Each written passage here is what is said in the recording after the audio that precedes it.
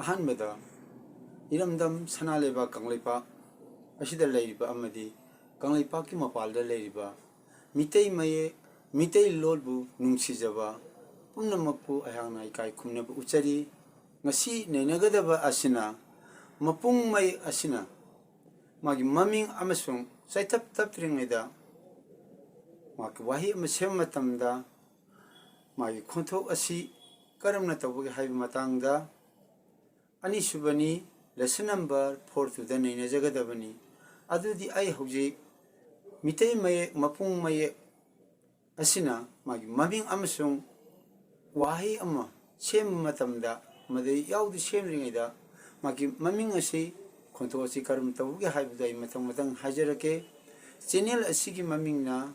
ꯃꯤꯇꯩ ꯃꯌꯦꯛ ꯃꯤꯇꯩꯂꯣꯟ ꯀꯧꯖꯩ꯫ ꯄꯨꯝꯅꯃꯛꯄꯨ ꯌꯦꯡꯕꯤꯔꯤꯕ ꯈ꯭ꯋꯥꯏ ꯄꯨꯝꯅꯃꯛꯄꯨ ꯉꯪꯀꯝ ꯄ꯭ꯔꯦꯃꯦꯁꯣꯔꯅ ꯏꯀꯥꯏ ꯈꯨꯝꯅꯕ ꯎꯠꯆꯔꯤ꯫ ꯑꯗꯨꯗꯤ ꯑꯩ ꯍꯧꯖꯤꯛ ꯄꯔꯥ ꯑꯁꯦ ꯂꯦꯁꯟ ꯅꯝꯕꯔ 4 ꯑꯁꯦ ꯃꯊꯪ ꯃꯊꯪ ꯅꯩꯅꯖꯔꯛꯀꯦ꯫ ꯑꯍꯥꯟꯕꯗ ꯂꯦꯁꯟ ꯅꯝꯕꯔ 4 ꯃꯤꯇꯩ ꯃꯌꯦꯛ ꯃꯄꯨꯡ ꯃꯌꯦꯛ ꯃꯃꯤꯡ ꯑꯃꯁꯨꯡ ꯈꯣꯟꯊꯣꯛꯅꯤ꯫ ꯑꯗ ꯃꯤꯇꯩ ꯃꯌꯦꯛ ꯃꯄꯨꯡ ꯃꯌꯦꯛ ꯅꯦꯝ ꯑꯃꯁꯨꯡ ꯄ꯭ꯔꯅꯟꯁꯤꯌꯦꯁꯟ ꯍꯥꯏꯕꯒꯤ ꯃꯇꯥꯡ ꯑꯁꯤꯗ ꯑꯃꯨꯛ ꯅꯩꯅꯖꯒꯦ꯫ ꯁꯤꯗꯩꯗ ꯂꯩꯔꯤꯕ ꯀꯂꯝ ꯑꯁꯤꯅ ꯃꯃꯤꯡꯅꯤ꯫ ꯁꯤꯗ ꯂꯩꯕꯁꯤꯅ ꯃꯤꯇꯩ ꯃꯌꯦꯛꯇꯨꯒꯤ ꯆꯩꯇꯞ ꯌꯥꯎꯗ꯭ꯔꯤꯉꯩꯗ ꯈꯣꯟꯊꯣꯛ ꯀꯔꯝꯅ ꯊꯣꯛꯀꯗꯒꯦ ꯍꯥꯏꯕꯗꯨꯅꯤ꯫ ꯁꯤꯅ ꯃꯤꯇꯩꯂꯣꯟꯗ ꯃꯥꯒꯤ ꯈꯨꯗꯝ ꯑꯗꯨꯅꯤ꯫ ꯁꯤꯅ ꯏꯪꯂꯤꯁꯇ ꯂꯩꯕ ꯃꯥꯒꯤ ꯑꯦꯛꯖꯥꯝꯄꯜꯁꯤꯡ ꯑꯗꯨꯅꯤ꯫ ꯑꯩ ꯍꯧꯖꯤꯛ ꯑꯦꯛꯖꯥꯝꯄꯜꯒ ꯂꯣꯏꯅꯅ ꯃꯊꯪ ꯃꯊꯪ ꯍꯥꯏꯖꯔꯛꯂꯒꯦ꯫ ꯑꯍꯥꯟꯕꯗ ꯃꯃꯤꯡꯗ ꯉꯧ ꯅ ꯉ ꯉꯛ ꯅꯦꯠ ꯑꯗ ꯉꯛ ꯍꯥꯏꯕꯁꯤ ꯃꯥꯒꯤ ꯑꯃꯨꯛꯇꯪ ꯂꯣꯟꯆꯟ ꯕꯅꯥꯟꯁꯤ ꯑꯃꯨꯛꯇꯪ ꯇꯧꯖꯔꯛꯀꯦ꯫ ꯉꯧꯅ ꯉ ꯀꯣꯛ ꯂꯣꯟꯁꯨꯝ ꯉꯛ ꯉꯧꯅ ꯉ ꯀꯣꯛ ꯂꯣꯟꯁꯨꯝ ꯉꯛ ꯅꯦꯠ꯫ ꯃꯊꯪꯗ ꯑꯃꯨꯛ ꯍꯥꯏꯖꯔꯛꯀꯦ꯫ ꯊꯧꯅ ꯊ ꯊꯕꯤ ꯀꯀꯝꯕ ꯊꯧꯅ ꯊ ꯊꯕꯤ ꯀꯀꯝꯕ ꯊꯕꯤꯁꯤꯒꯤ ꯃꯥꯒꯤ ꯂꯣꯟꯆꯟꯁꯦ ꯕꯅꯥꯟ ꯇꯧꯖꯔꯛꯀꯦ꯫ ꯊꯧꯅ ꯊ ꯕꯥ ꯏꯅ ꯕꯤ ꯊꯕꯤ ꯀꯀꯝꯕꯔ꯫ ꯃꯊꯪꯗ ꯋꯥꯏꯒꯤ ꯑꯃꯨꯛ ꯍꯥꯏꯖꯔꯛꯀꯦ꯫ ꯋꯥꯏꯅ ꯋ ꯋꯥꯍꯣꯡ ꯄꯤꯀꯣꯛ ꯑꯃꯨꯛ ꯍꯥꯏꯖꯔꯛꯀꯦ꯫ ꯋꯥꯏꯅ ꯋ ꯋꯥꯍꯣꯡ ꯄꯤꯀꯣꯛ꯫ ꯑꯗꯨꯗꯤ ꯃꯥꯒꯤ ꯂꯣꯟꯆꯟꯁꯤ ꯑꯃꯨꯛ ꯇꯧꯖꯔꯛꯀꯦ꯫ ꯋ ꯑꯇꯞ ꯋꯥ ꯍꯨꯛ ꯑꯣꯅ ꯍꯣ ꯉꯧ ꯂꯣꯟꯁꯨꯝ ꯍꯣꯡ ꯋꯥ ꯍꯣꯡ ꯋꯥꯍꯣꯡ ꯄꯤꯀꯣꯛ꯫ ꯃꯊꯪꯗ ꯑꯃꯨꯛ ꯌꯥꯡ ꯅ ꯌ ꯌꯥꯎ ꯁꯤ ꯑꯃꯨꯛ ꯍꯥꯏꯖꯔꯛꯀꯦ꯫ ꯌꯥꯡꯅ ꯌ ꯌꯥꯎ ꯁꯤ ꯌꯥꯎꯒꯤ ꯂꯣꯟꯆꯟ ꯑꯃꯨꯛ ꯕꯅꯥꯟ ꯇꯧꯖꯔꯛꯀꯦ꯫ ꯌꯥꯡ ꯑꯇꯞ ꯌꯥ ꯎꯟ ꯅ ꯎ ꯌꯥꯎ ꯁꯤ꯫ ꯃꯊꯪꯗ ꯑꯃꯨꯛ ꯍꯨꯛꯀꯤ ꯑꯃꯨꯛ ꯍꯥꯏꯖꯔꯛꯀꯦ꯫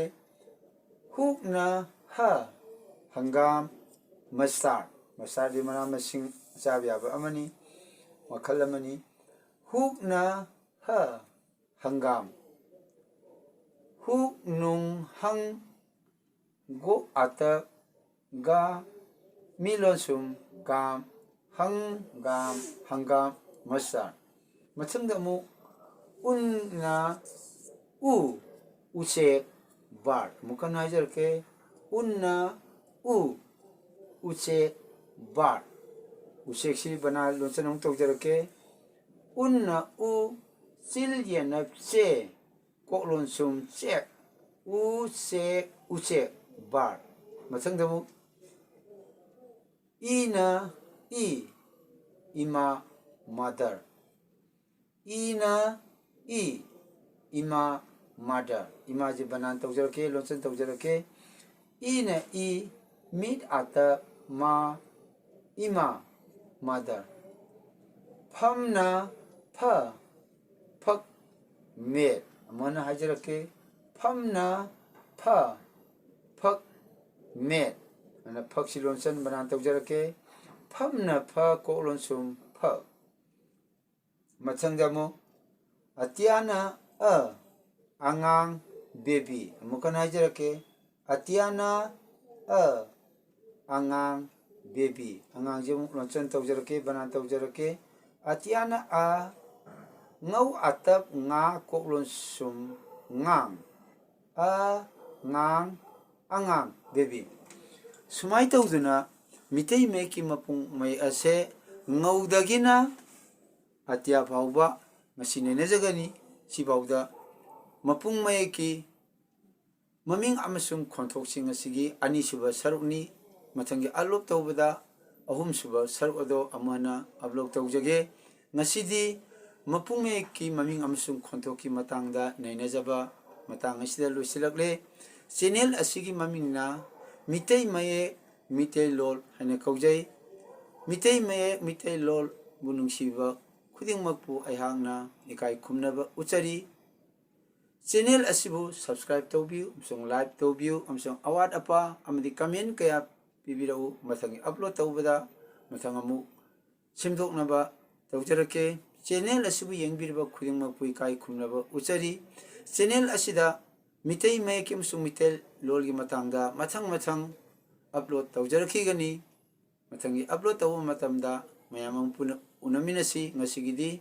angkam premesorna mitei me mitei lol channel asibu yengbiriba khuding mapu ikai khumnaba usari matang asida loisanjarage